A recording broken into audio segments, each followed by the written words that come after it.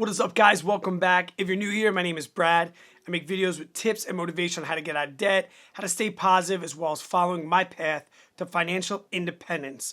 It is the beginning of June, so what I want to do right now is give you an updated look of what my savings rate has been so far for 2019 and how that compares to my savings rate overall in 2018. Now, if you've been following me along for a little bit, you know that over the last couple months, I've made a major shift into the mindset of savings rate and how not only our income and our spending, how they work individually, but when we put them together, we can get a better overall look at exactly what's going on in our financial situation. Now, because I'm so new to finding out what my savings rate is, it's been a little bit of an interesting process for me, and I've kind of liked it so far. I mean, people find out their savings rate in all different ways, and what I've found out is that it doesn't matter exactly how you do it, as long as you stay consistent. Kind of like when finding your net worth. Everybody finds their net worth in different ways, but as long as you stay consistent so that you can track your own personal path, that's why this is going to be important. So not only am I going to show you my savings rate, but show you how I determine it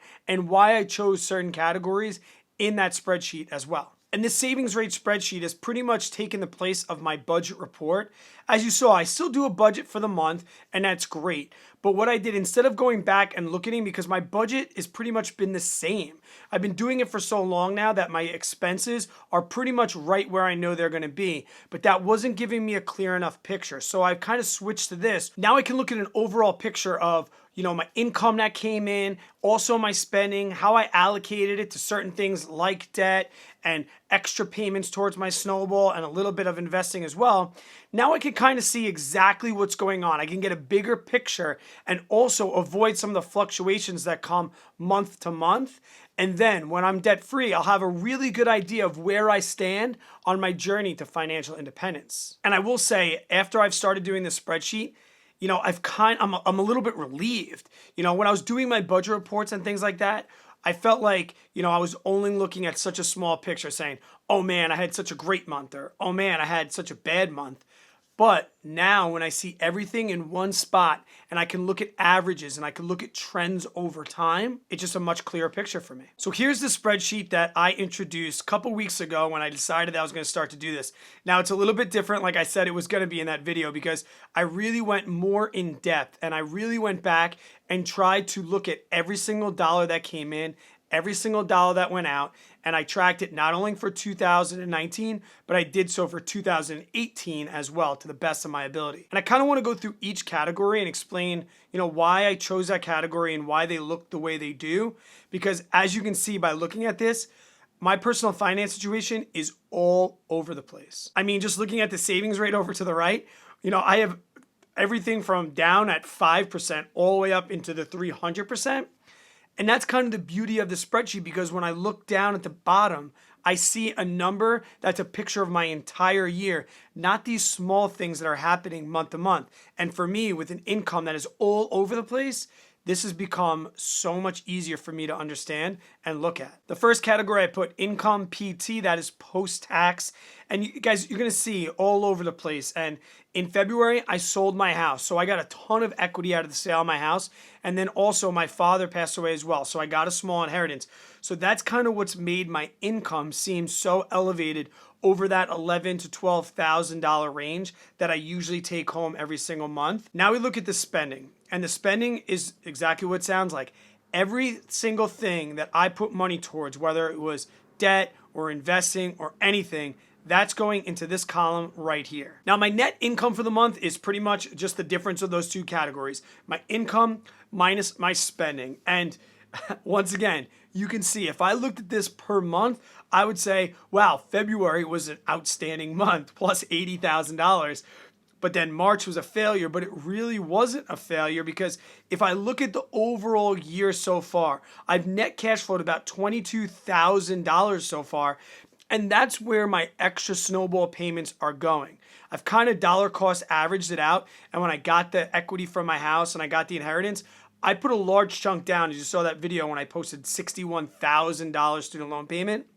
But I've also kept a little bit of cash with my baby on the way and some things not going on the right way with that. And, is my wife going to be going back to work right away? And how long is she going to be going unpaid? I'm just holding on to a little bit of cash, which has allowed me to see that in this overall spreadsheet. My principal paydowns, which I am including in my savings rate. And this is one of those gray areas where some people include it and some people don't. And with that video, when I posted the spreadsheet the first time, a lot of people said, like, I count my mortgage, I don't count student loans, or I count both of them. Like I said, that's up to you. The reason why I chose to include my principal paydowns is because that is something that is, one, raising my net worth. When I pay down principal balances, my net worth is going up. For the student loans, my liabilities are going down. And for my mortgage, my asset value is going up. So that's why I've just decided to include those in my savings rate. Also, another reason why I wanted to include these principal paydowns is because when I am debt-free, I assume that the money that's been going towards my debt will go into some sort of savings. So I kind of want, like I said, to paint a picture for what exactly I'm going to have going on in the future, because I'm looking more at post-debt free.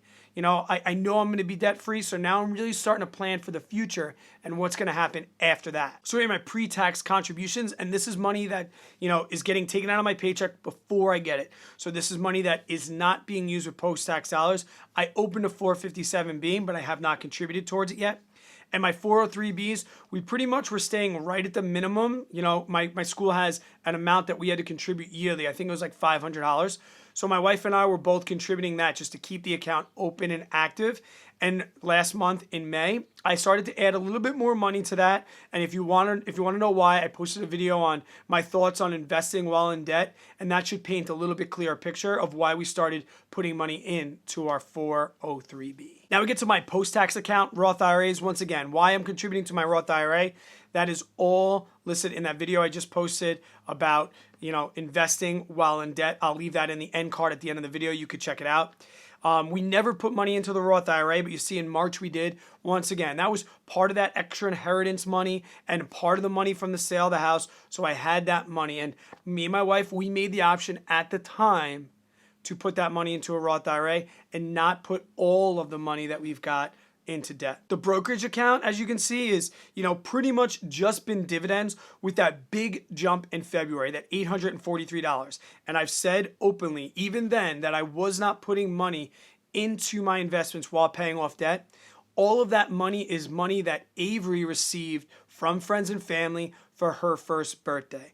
And instead of using that money to pay off debt, I use that as kind of starting her college fund.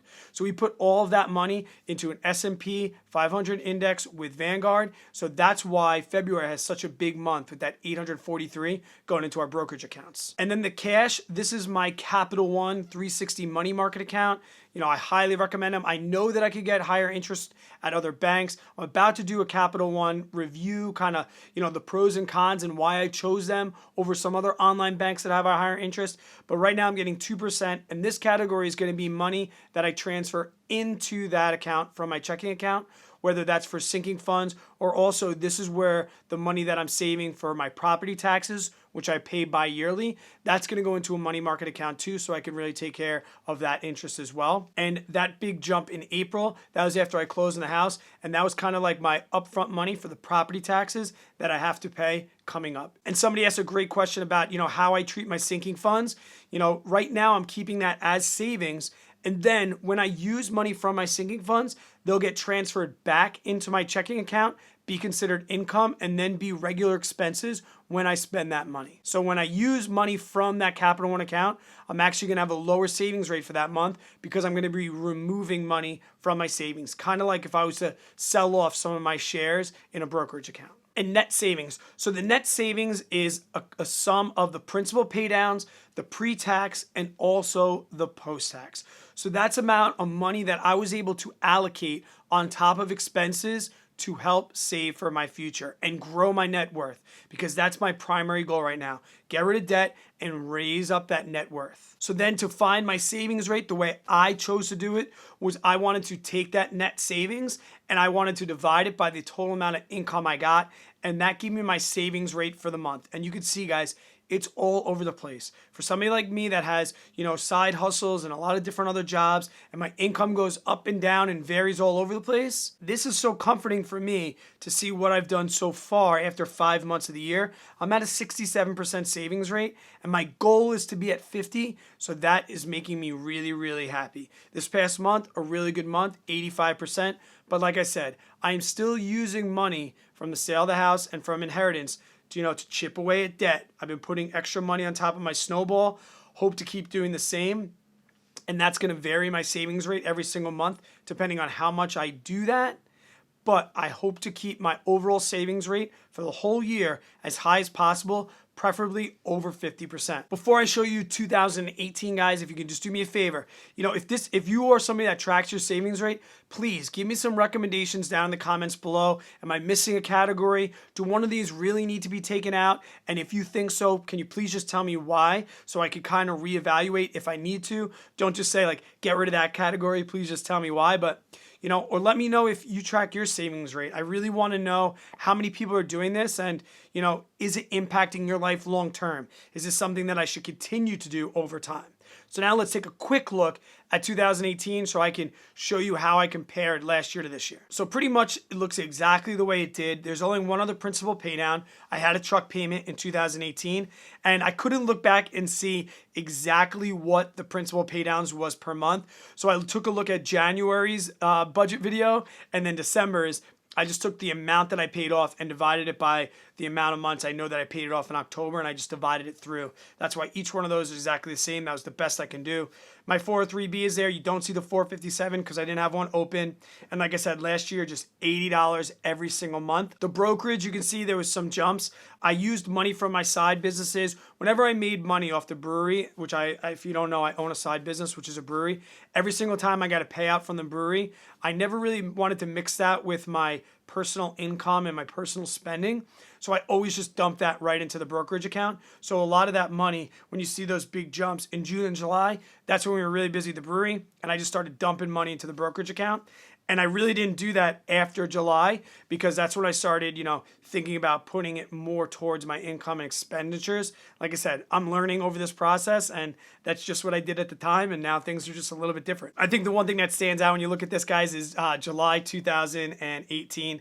Looks like I made a 19,000% savings rate, but I don't get paid in July. I get a really big lump sum. You see June, almost 30K.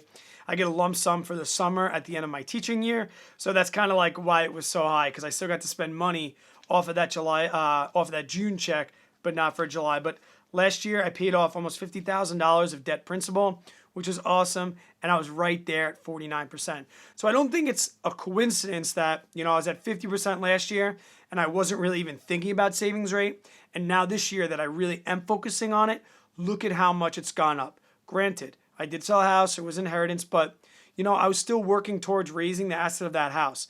It was still a thing in my journey, and I still use that money to pay down debt and to save, as opposed to using it to spend. So I'm really, really proud of myself for being up almost 17, 18% on the year. And I think a lot has to do with the fact that I'm actually looking at it and tracking it. You know that if you think about data and you look at data and you write things down, success is bound to come. So I highly recommend that if you're not tracking your savings rate, if you're just looking at your budget and just looking at spending, guys, think of both sides of the equation. How much money can I make and how little can I spend? And that difference, that's going to be the goal. I hope this gives you a little bit of motivation, to maybe make a savings rate of your own. If you like this video, give it a thumbs up, guys. Consider subscribing if you're new here. Until I see you on the next one.